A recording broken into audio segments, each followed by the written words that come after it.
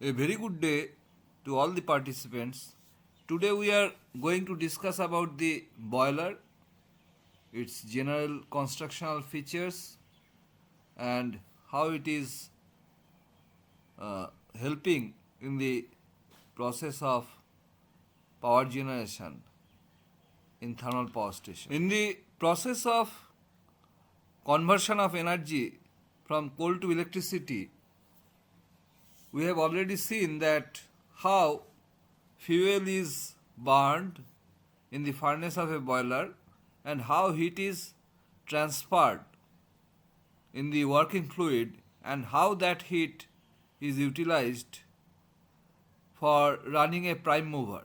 So basically the purpose of boiler is to get the chemical energy transformed into heat energy and send that heat energy for useful work in a prime mover.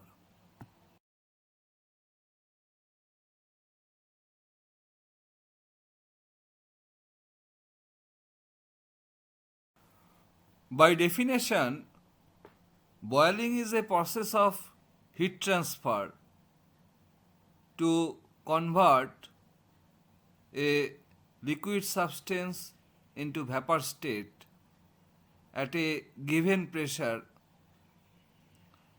where the liquid is converted into vapor at a constant temperature.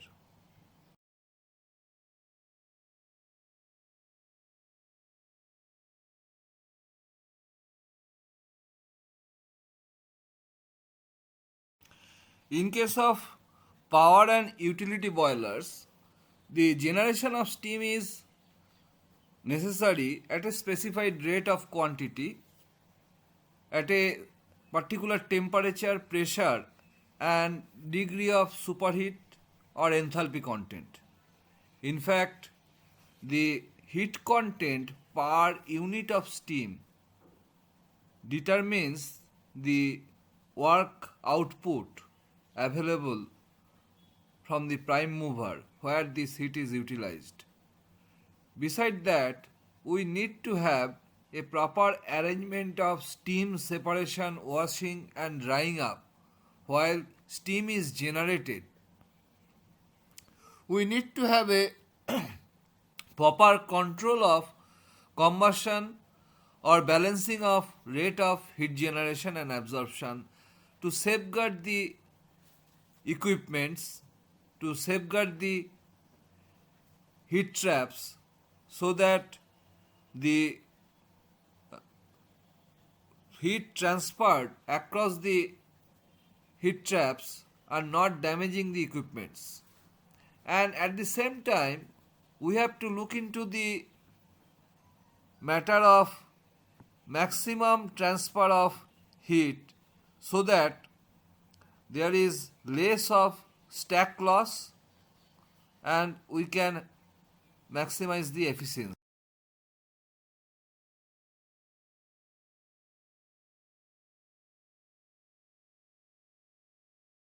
Let us now try to understand the various types of boilers used in terms of application, in terms of operating conditions like pressure and useful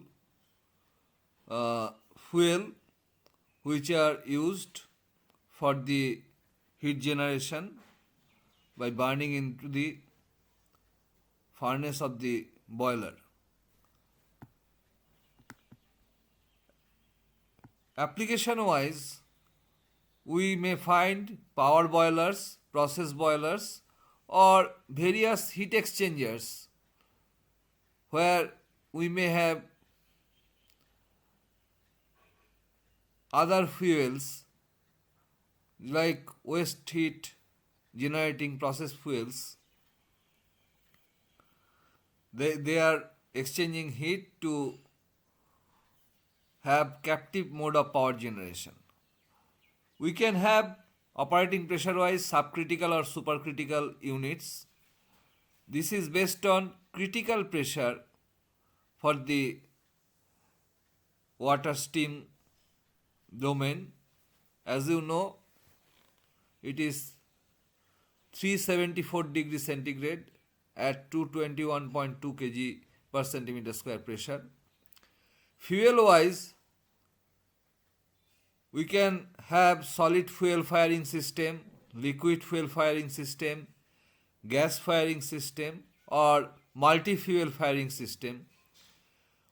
Solid fossilized fuel, it may be found in different types of arrangements are there, different boilers are there for firing solid fuels. Mostly we prefer pulverized fuel fired system, where we can have dry ash collecting device at the bottom of the furnace or wet ash collecting device at the bottom of the furnace. There are some places we may find fluidized bed combustion, and old units earlier they used to have stokered fired unit travelling rate arrangement. So all these types of firing arrangement, pressure regime of operation and application is visible in different plant. Now for combustion, we require supply of air along with fuel, and there is constant requirement of evacuation of combustion product, particularly gaseous product, flue gas. And for that we have the arrangement of draft within the boiler, and this draft generally supported by the installation of chimney, which is creating a natural draft. Otherwise, we have also the provision of mechanical draft, and this mechanical draft basically either formed by forced draft system. Along with that, we sometimes find that induced draft system is there, and most of the high capacity utility and power boilers, we are having balanced draft system.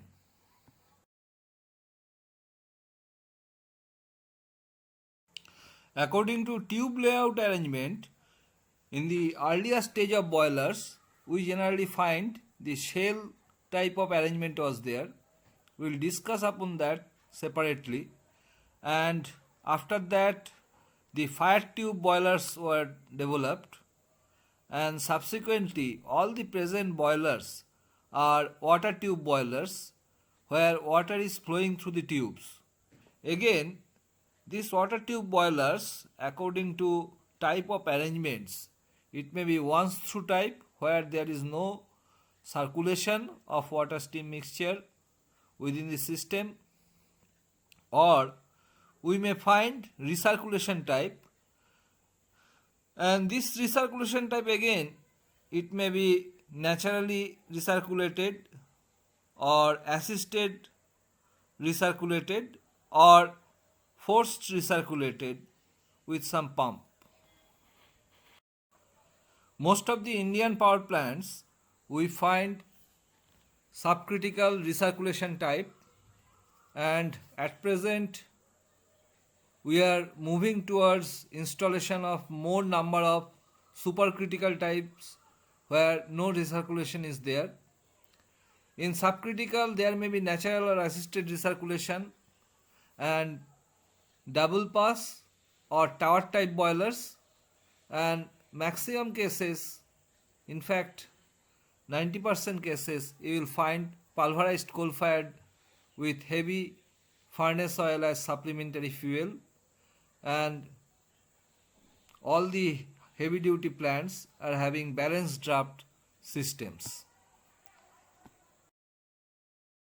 From the perspective of optimum utilization of boilers in the power station, we have to look into the maximum efficiency of combustion, and we have to see that the heat transfer is effectively utilized in generation of steam, and there is less loss of available heat, useful heat through the stack, and this steam production is sufficiently having high heat value, and whatever emissions are taking place, these are under control as per statutory stipulated norms. So, if we see the boiler in totality, it has many parts and which are integrated components of the boiler, and they are actually linked to fuel supply system and fuel processing system. Then we have various fans like PA fan, FD fan, igniter fan. All these fans are supplying air which are necessary for initiation of combustion and ensuring completion of combustion. Certain amount of excess air is also provided so that complete combustion can be ensured and there is no heat value lost with the unburnt fuel. Beside that, we have heat trapping arrangements placed in such a way that all the heat is absorbed within the fired and unfired zone.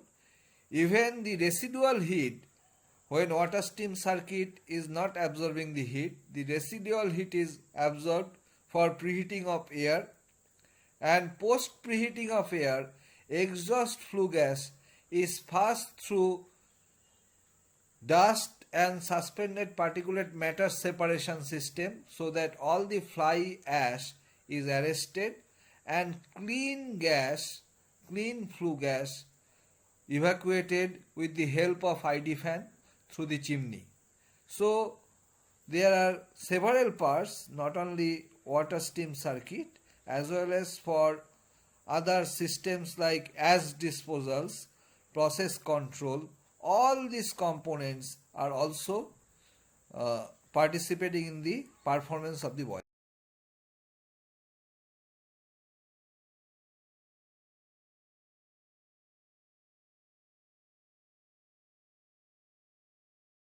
Process of heat addition in the mode of transformation from water to steam is generally taking place in 3 phases.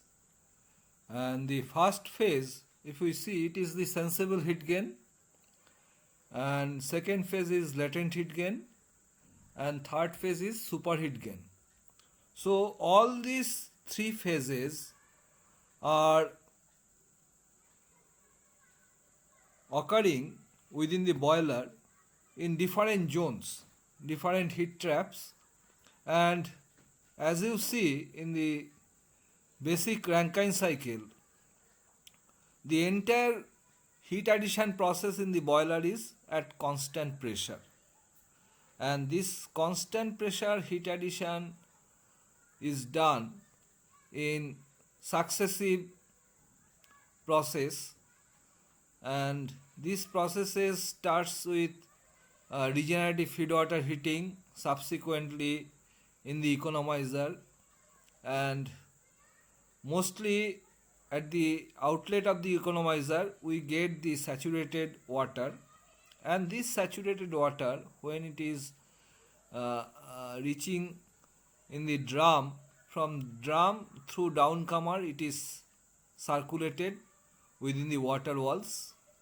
and within the water walls whatever heat is added, it is actually adding latent heat, and due to this addition of latent heat we get mixture of water steam which is coming back to the boiler drum again, and in the drum we have separating arrangement, and due to this separating arrangement dry saturated steam come out of the drum and go for superheating, and superheating takes place in different phases of superheating. There are low temperature superheating and high temperature superheating.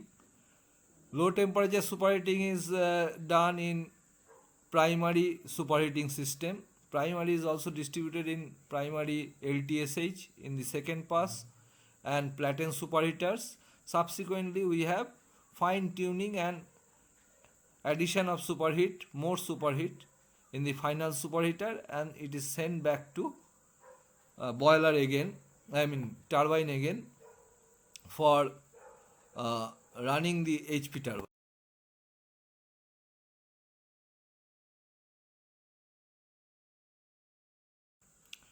Now, to improve the efficiency of the Rankine cycle, in bigger units we have reheating arrangement.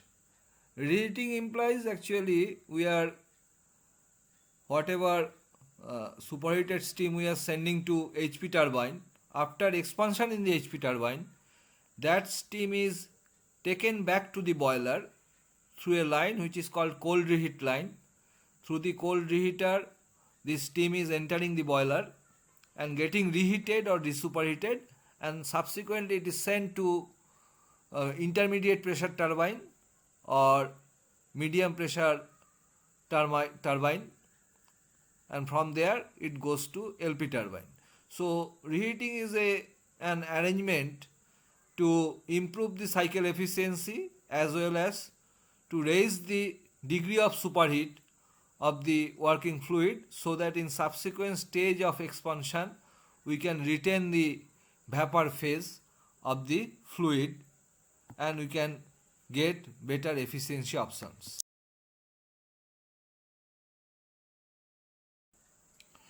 So within the main boiler we find the following arrangements of pressure parts and other components which are available.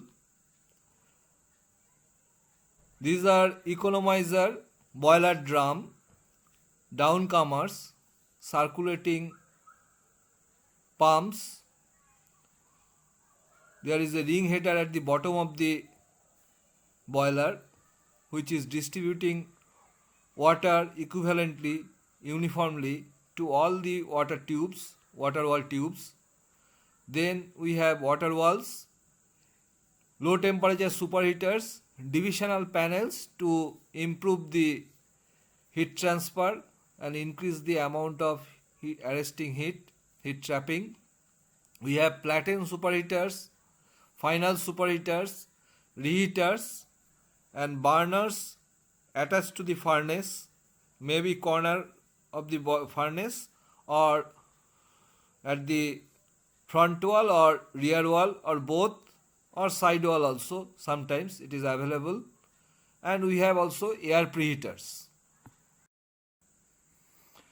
Now we can see the arrangements of these individual components as they are placed within the boiler, and in such a way they are placed that where the temperature of working fluid is higher, we have higher heat value available to in the flue gas to make the heat transfer possible, and where flue gas heat value is less, their heat absorption requirement is also less. So if we start from the end of the boiler at the back end, there we will find we have air preheaters, and above that we have economizers. Air preheater is preheating air, so it is not in the water steam circuit. Above that economizer, from economizer we are sending to the boiler drum. Then from the drum we have water walls. From water walls it is going to LTSH, again LTSH, low temperature superheaters. They are placed at the second pass. These are part of primary superheaters. Then from there it is going to the platen superheaters. From there final superheaters. Final superheaters are placed in the joining of the radiant and convective zones, and subsequently it is sent back to the turbine, HP turbine, superheated steam, final superheated steam. and what if bigger boilers are there, you will find reheaters also. Reheated steam is cold reheat line is taking in the reheat steam and getting it reheated, and resuperheated steam is taken back to the intermediate pressure turbine. So the layout itself is made in such a way that heat transfer is made possible, and the segmentation of the heat traps are made in such a way that flue gas velocity also getting controlled, so that there is sufficient time to get those heat transferred.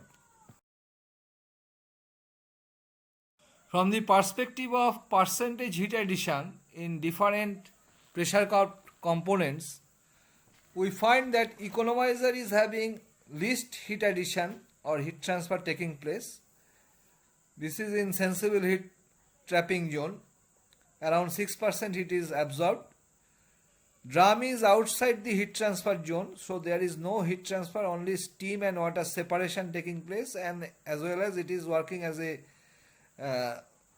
storage for the water to wet the water walls. It is placed above the water wall levels. Then maximum heat transfer is taking place in the water walls, which are encasing the furnace and receiving the maximum amount of radiant heat. Then around 30% heat is absorbed by superheaters, and around 14% heat is absorbed by reheaters.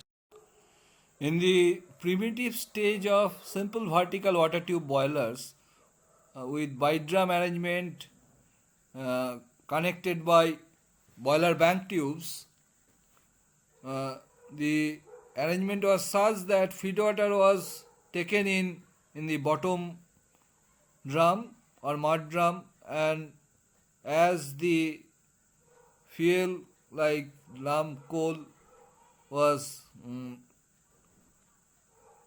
spread in the travelling grate at the bottom, and it is burnt, the available heat is absorbed in the water passing through the boiler bunk tubes, and gradually steam is evolved, and from the upper drum or steam drum, steam is taken out at saturated condition.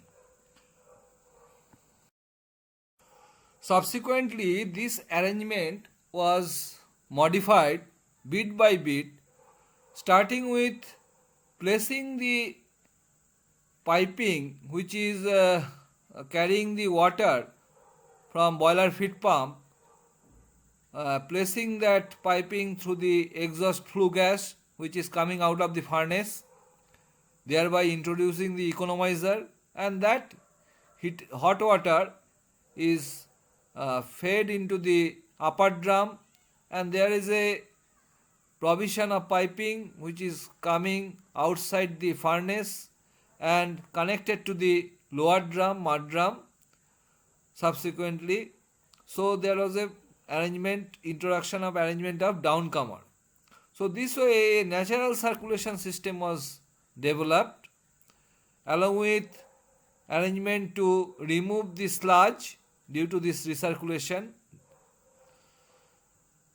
through blowdown, and steam taken out from the upper drum at saturated condition.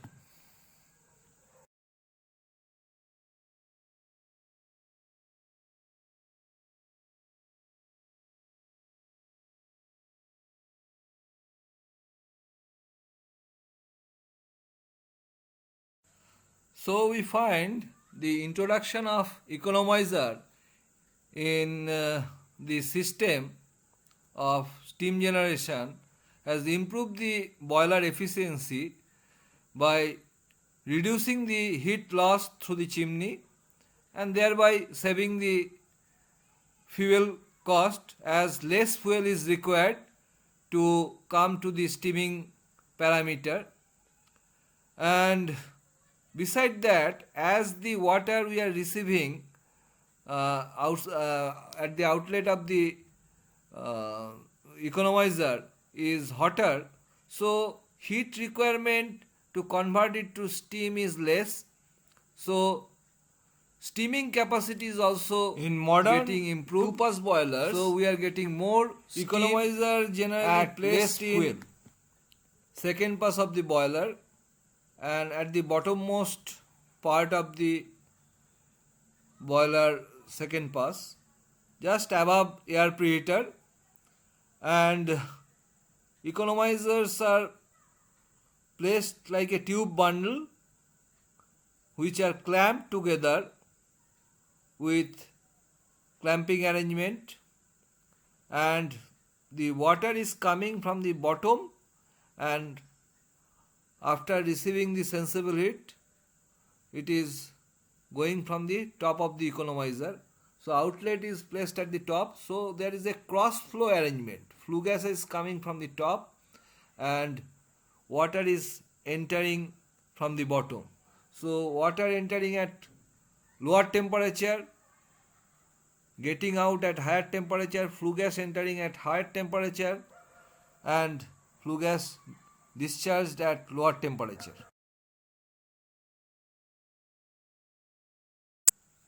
The economizers are generally non-steaming type, and they only absorb that much of heat which accommodate the sensible heat addition within the system.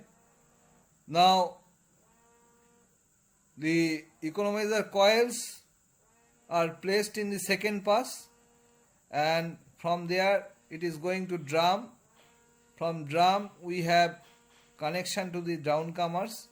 Now in general we have arrangement of a recirculation system when boiler feed pump is not supplying water.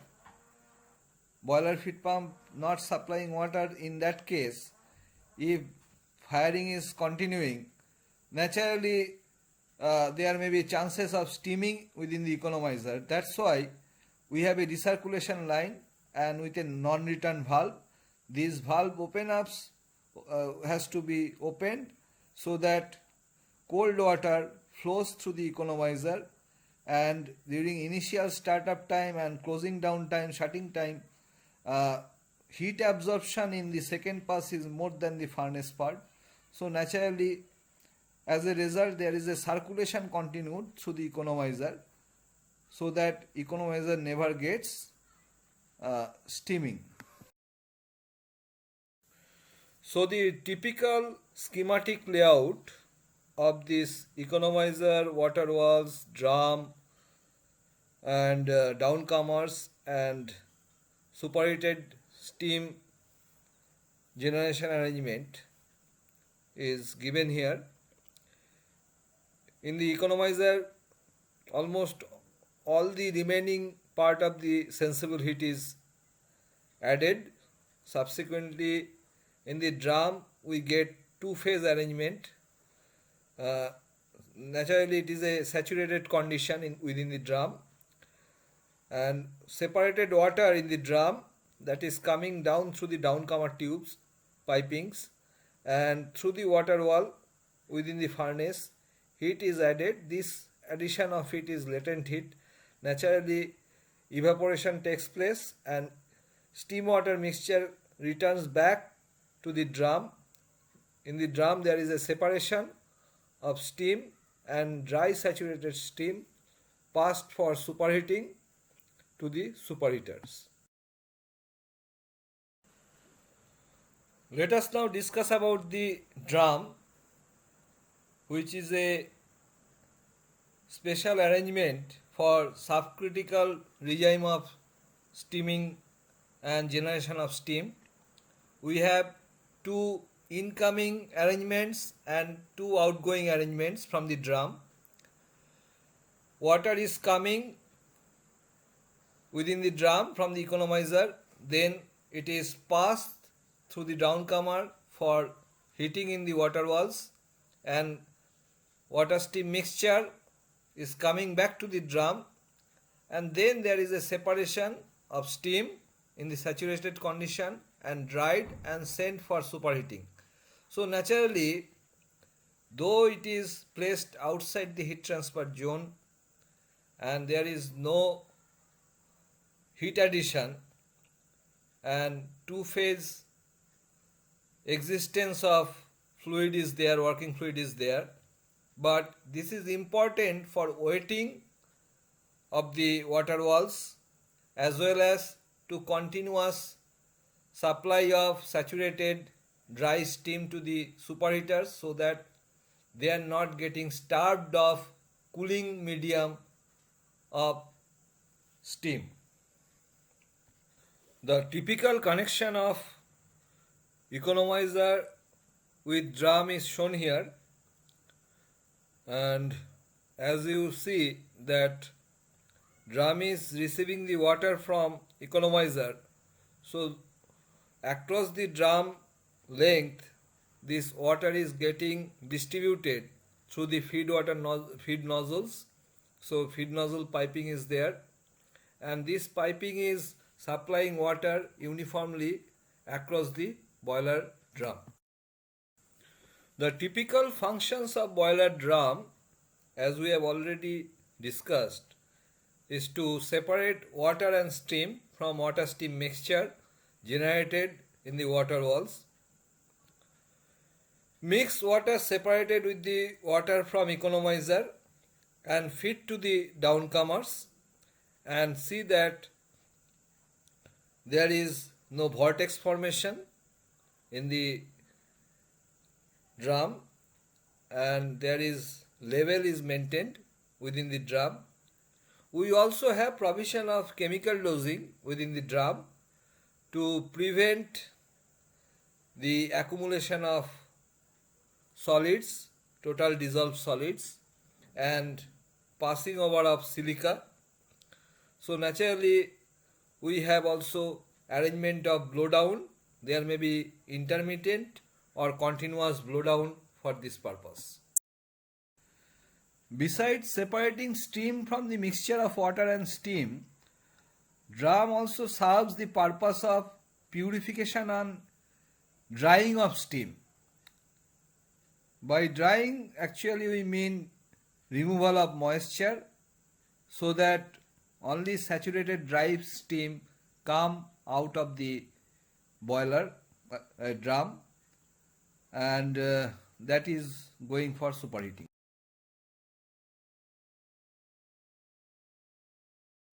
Here is a cross-sectional view of the drum and let us try to see the arrangement within the drum.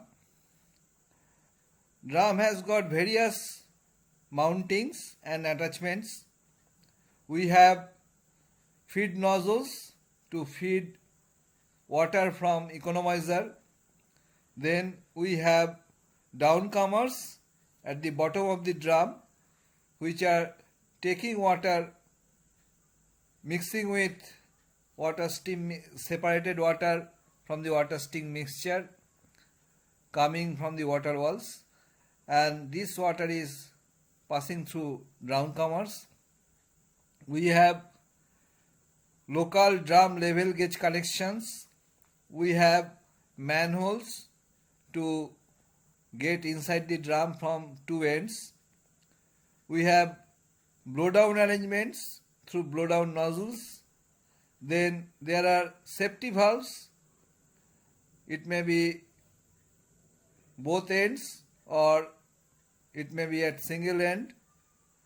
We have tubes, connecting tubes for superheating, and side by side we have sampling arrangement, remote liquid level indicator connecting arrangements, chemical dosing lines, and along with that we have various connections for pressure and temperature measurements.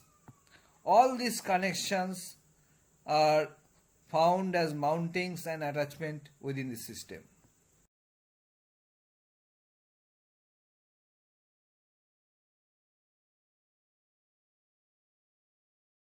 Let us get inside the drum and see what are the components which are there as drum internals. As such, a steam drum contains various internals.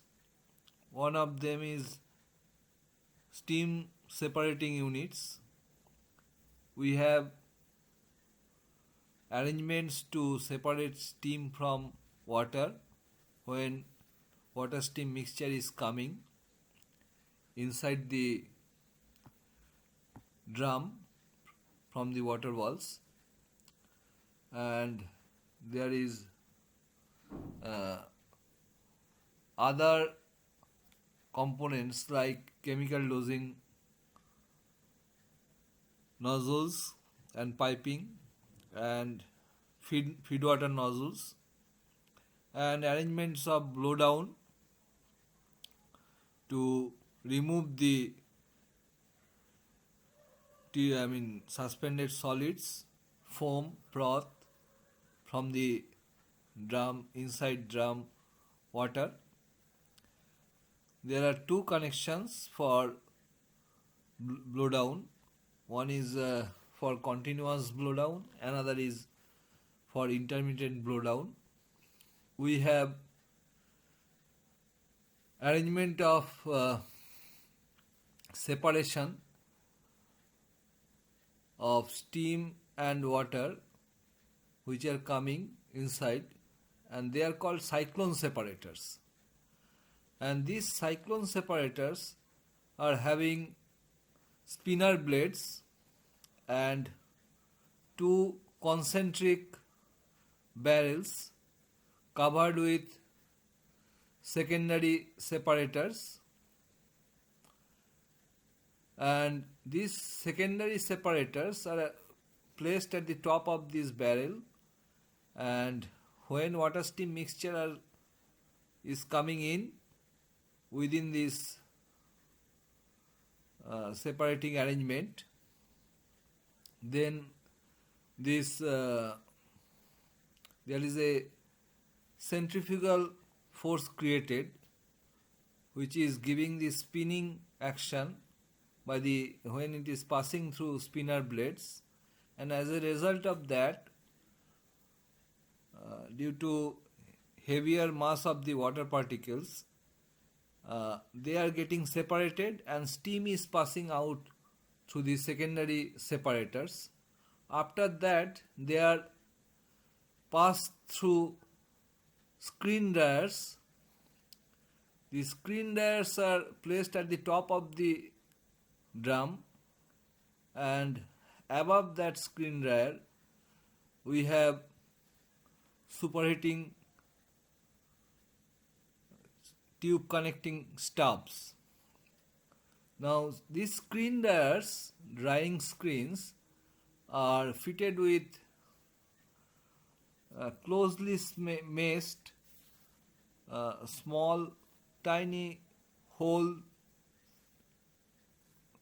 screens, and these screens are just like our asbestos sheets, and they have minute small micronized holes through which, when moist steam is trying to pass out, the moisture is getting arrested and dry saturated steam is in this diagram out of we are showing the connection of drum with the superheating tubing, and as shown in the connection, that from the top of the drum these superheated tubes are coming out and it is going towards the low temperature superheaters placed at the bottom of the second pass, where low temperature superheating arrangement is there.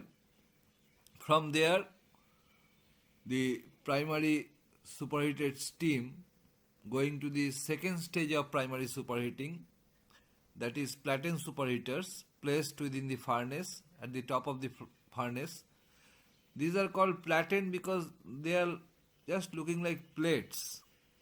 They are clamped together, fitted with lugs, and In the LTSH, flue gas flow is from top to bottom and steam flow is from the bottom to top.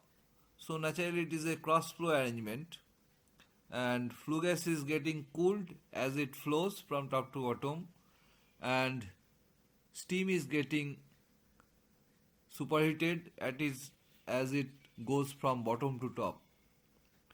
But before entering the platen superheater, we have an arrangement that is called desuperheating, where we try to control the temperature of the steam at the inlet of the platen superheater so that subsequent superheating may not take place in such a way that there is overheating of the tubes and superheater temperature goes high and final superheat temperature goes beyond the limit. So this way, with the attemperation arrangement, desuperheating arrangement, we control the steam temperature. From the platen superheater, superheated steam goes to the final stage of superheating. Both platen and final stage of superheating, we have parallel flow arrangement. That means steam flow directions and flue gas flow directions are in the same way. It is done so that there is a fine tuning of the steam temperature control as well as the temperature difference between the steam and the tube metal temperature can be kept at a minimum level. So this way we monitor and control the superheating.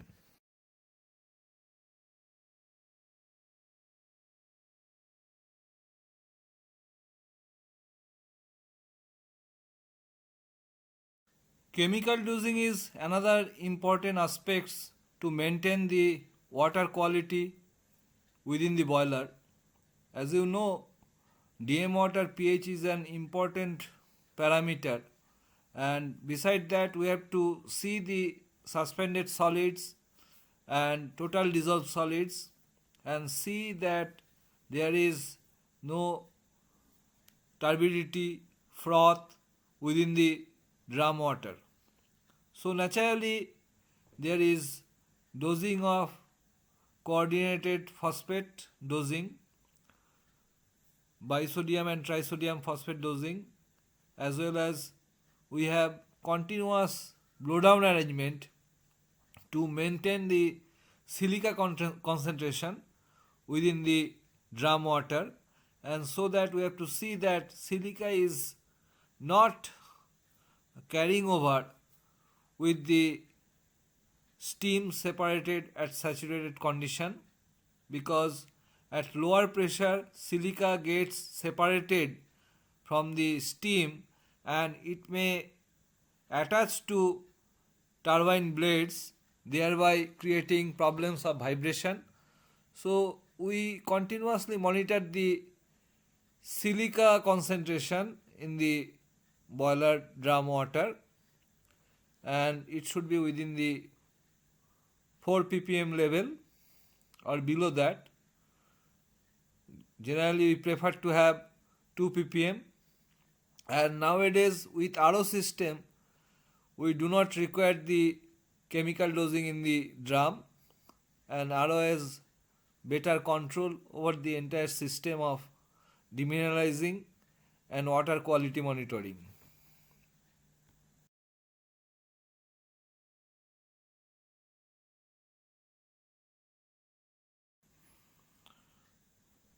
Beside all these arrangements, there are various tappings taken from the drum, and these tappings are necessary for safeguarding the drum itself as well as to monitor the water quality, steam quality, water steam level within the drum, so that we can have a control over the entire steam generating process, because feed water flow and steam flow outlet of the boiler these two are getting balanced by the drum level. So drum level indicates the balance between feed water flow and steam flow. So we have remote level indicators, local level gauges, and conductivity measurements to uh, ascertain the pH, and we have also pressure measuring devices directly attached to the drum, and we have temperature measuring devices. And temperature, as you know, drum is the thickest material within the entire boiler, and boiler quality materials, they are very having heavy tough quality of material. We have Ducol and other materials are used for this purpose. High carbon alloy steels actually used. Beside that, we have high and low level tripping arrangements and safety valves. All these tappings and attachments are essential for safeguarding the entire boiler.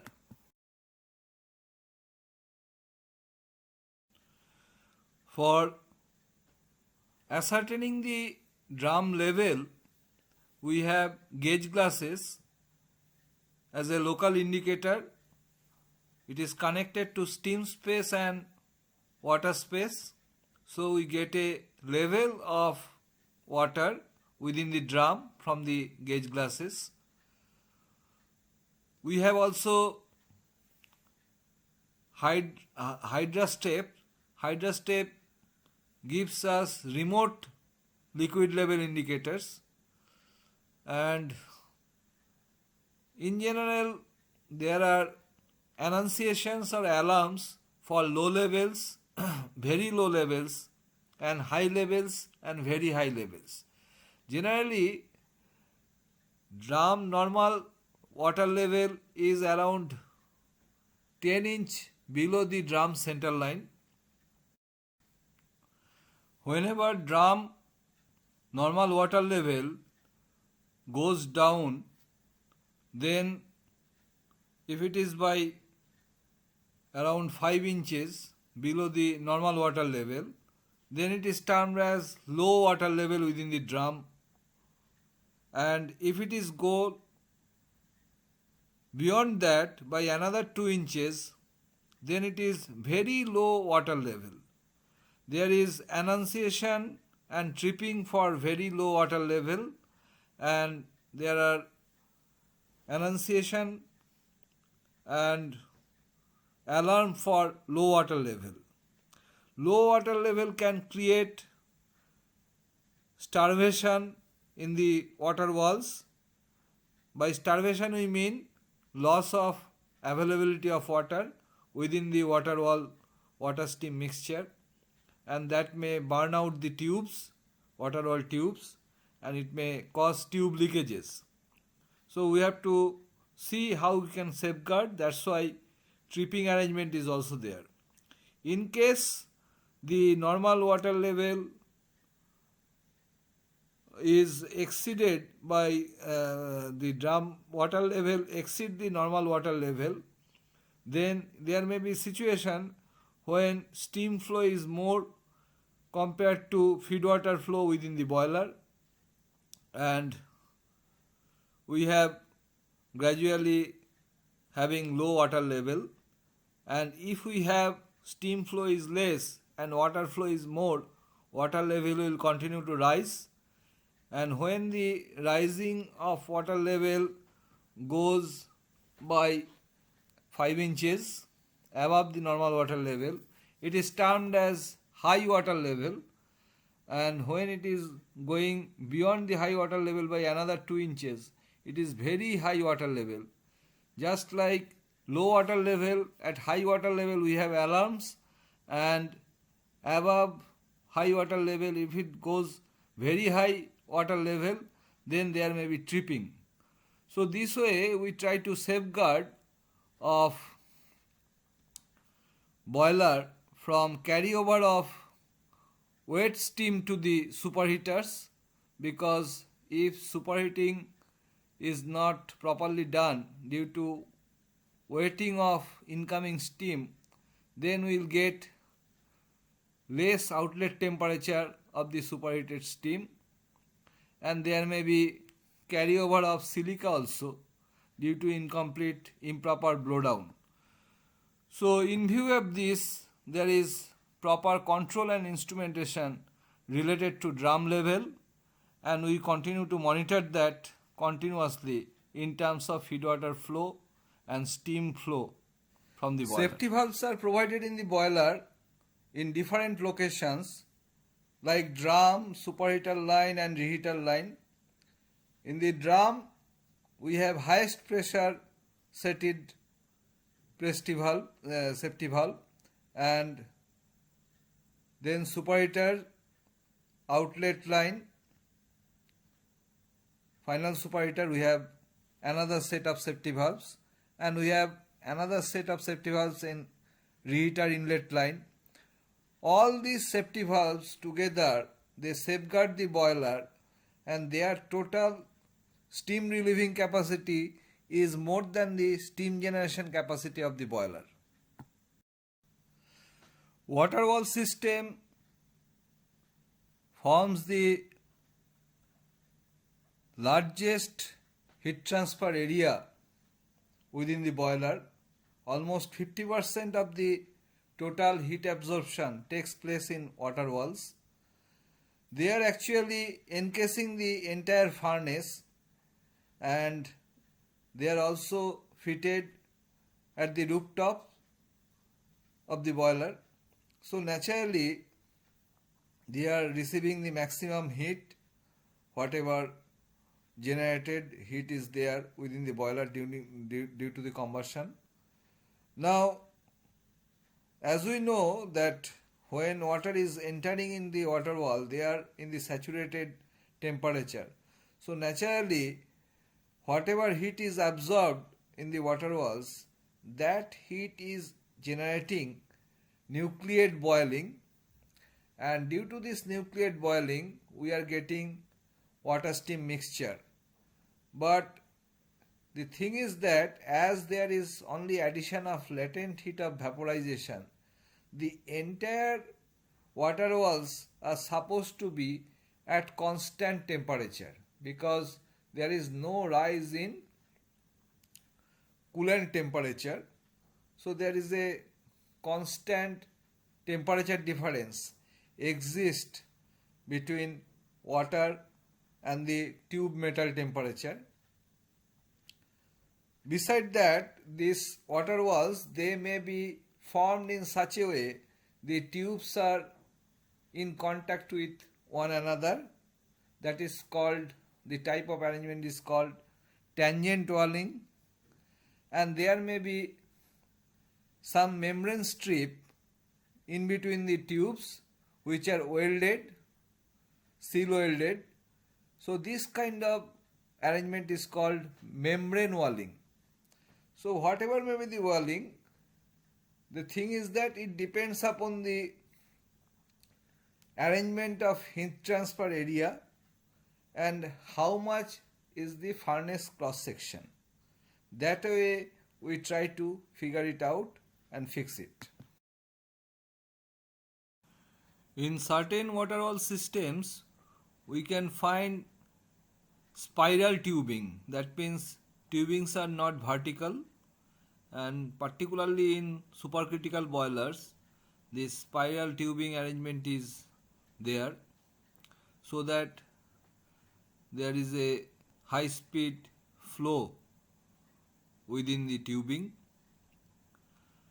with higher heat absorption rate.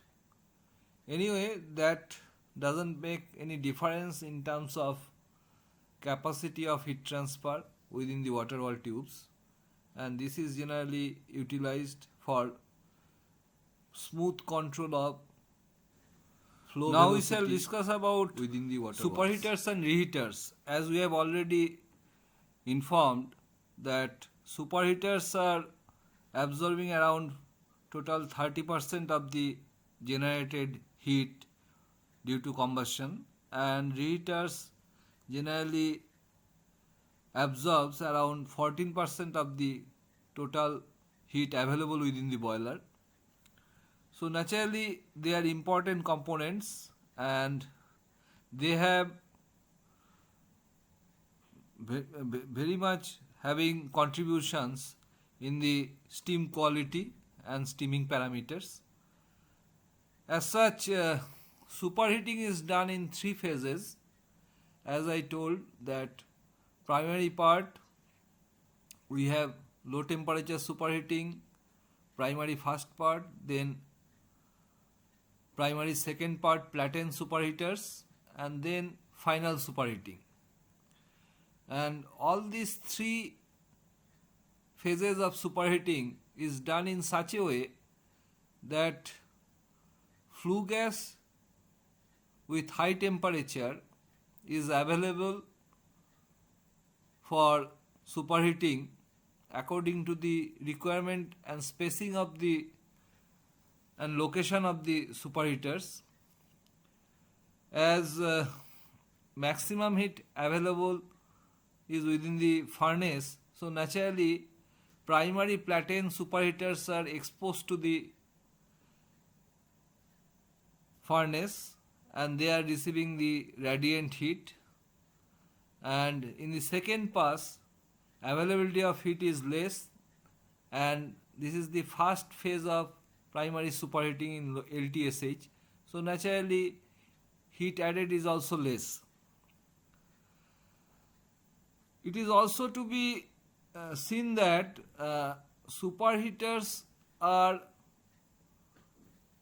adding heat to steam, so naturally the tube metal temperatures are higher, and naturally they are having more tendency for oxidation at high temperature. So naturally superheating is done very securely, and we try to safeguard the superheating tube elements by staging the superheating in such a way that difference between the tube metal temperature and steam within the tubing, they do not have too much of temperature difference.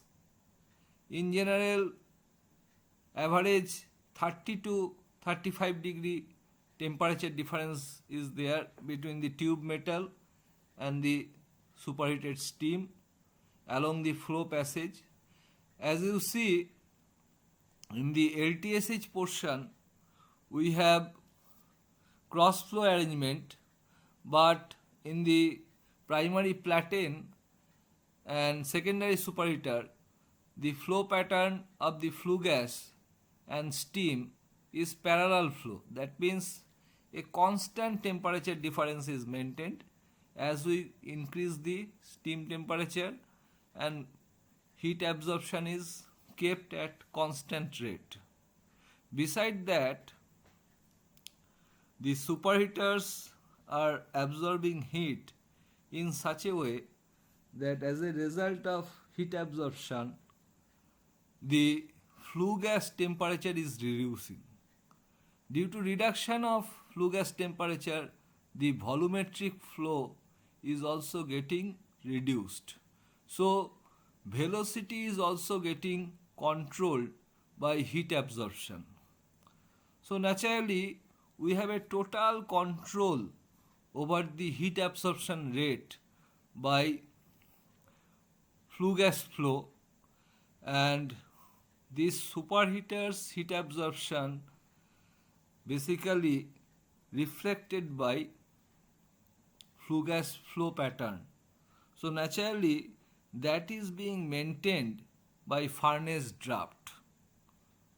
So this way superheaters are continuously absorbing heat, generating superheated steam, and that steam is sent to HP turbine for the purpose of conversion of useful work. Now let us see the reheater arrangements from the HP turbine outlet, if you see, we try to have the steam to re-enter in the boiler for recuperating, and this recuperating is done in such a way, because outlet of the HP turbine the pressure is less, so naturally we are heating it, this steam, with superheating in such a way that original superheat temperature is attained. Say if the final superheater outlet temperature is 540 degrees centigrade, reheat temperature is taken back to 540 degrees centigrade, and this superheated steam at lower pressure, that means degree of superheat is more, and it is again sent by hot reheat line to the intermediate pressure turbine for further useful work extraction. So naturally this way we try to run the steam generation in such a way maximum useful work can be extracted from the boiler steaming arrangement. So far from our discussion, we have seen that final superheater temperature and steam temperature is very important parameter in context of total heat content of the steam and how that can used for work availability in the turbine. So naturally it depends upon the boiler loading and how the combustion is getting controlled with excess air, because whatever combustion product is there within the boiler, this product of combustion is carrying the heat, and if it is dilated with excess air, the dry flue gas loss increases. Beside that, incoming feed water temperature plays a critical role. If feed water temperature is below the desired normal, so naturally we have more heat absorption for increasing the feed water temperature to the rated level. So naturally the steam temperature varies for that. Then how the saturated steam is generated in terms of quantity and dryness, that is also important, and how much blowdown is given to control the quality of steam, that is also part of the quantity of steaming, because generally 2 to 4% blowdown is essential, but if blowdown is more, so naturally generation of steam is getting hampered in terms of requirement, because whatever feed water is flowing, not all is going to generate steam, and there is loss of water from the system, and we require makeup water to fill the gap between the steam and water, steam generated and water used for that. Beside that, burner operation is an important parameter. We can arrange the burner and operate the burner in such a way so that we can manage the distribution of heat in between superheaters, reheaters and water walls. If we want more heat to be absorbed in the water walls compared to superheaters, it can be done. So we have to see how the heat absorption is distributed with the burner operation, that affect the steaming parameters. Another issue is the heat transfer arrangement across the boiler, because heat is getting transferred through different heating surfaces, heat traps, and their cleanliness, whether they are having fire side corrosion or water side corrosion, so these are also affecting. The most important part is the fuel quality, how much heat value is available with the fuel, because each burner is having a maximum capacity of firing fuel. If fuel heat value is more, we can fire less quantity of fuel for generating the same quantity of heat. But if fuel heat value is less, so that is limiting the total heat generation capacity within the furnace. Naturally, though even if heat absorption capacity is maintained, we cannot have the steaming parameters at the required level, so that affects. So sometimes we require to have a control over steam temperature. This steam temperature control may be done by separately fired superheaters or regulating the excess air, or some of the units they are having flue gas recirculation from the air preheater outlet. Sometimes we specify the selective burner operation, so that by using the upper burners we can give more heat absorption in the superheaters, or using the lower burners, lower elevation burners, we can improve the heat absorption in the water walls. We can have the tilting burners, we can tilt up and down in case of corner firing arrangement, particularly BHL make units. Beside that, we have a special provision of spray watering through attemperation or desuperheaters, where we use some arrangement of steaming water injection within the steam flow passage, so that there is mixing or surface type cooling from this steam flow passage. There may be water mixing, directly mixing between the LTSH and platen superheater, or there may be arrangement of cooling jacket which controls the outlet steam temperature from the platen superheater. So this way we are trying to regulate the steam temperature. In case of mixing type arrangement of attemperation, we have to regulate the purity or quality of water we are using for spraying.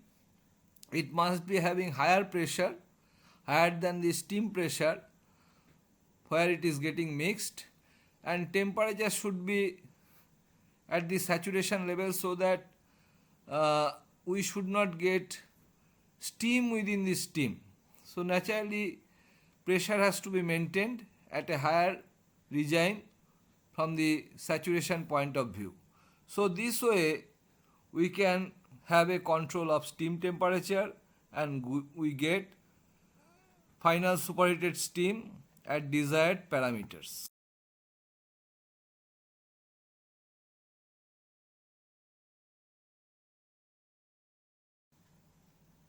Thank you all for your patient hearing and learning. In case of any queries, please do not hesitate to contact me in the email and get your answers. In fact, I will be ready to help you out for your queries.